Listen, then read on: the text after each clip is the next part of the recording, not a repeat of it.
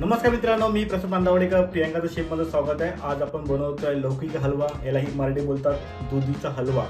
यामध्ये आपण कोणत्याही प्रकारचा मावा यूज करत नाही, तर व्हिडिओ नक्की पूर्ण बघा म्हणजे तुम्हाला समजेल आपण कशा प्रकारे बनवली आपण ते, आणि ही नक्की तुम्हाला व्हिडिओ आवडेल।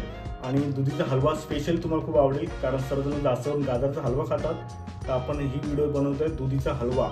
जे लोक दुधी हलवा खात नाही त्यांच्यासाठी स्पेशली, तर नक्की व्हिडिओ पूर्ण बघा आणि आवडलं तर नक्की लाईक, कमेंट आणि शेअर करा आणि सबस्क्राइब करायला विसरू नका। तर आपण तर व्हिडिओला सुरुवात करू आता।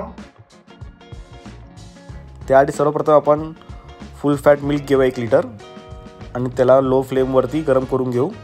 हलव्यामध्ये जेव्हा आपण दूध ॲड करू त्या दूध थोडं गरम असलं पाहिजे। जोपर्यंत दूध गरम होत आहे तोपर्यंत आपण दुधीची तयारी करून घेऊ। आपण दुधीला पहिला आपण सोलून घेऊ आणि लक्षात ठेवा दुधी जास्त आपल्याला मोठी घ्यायची नाही आहे।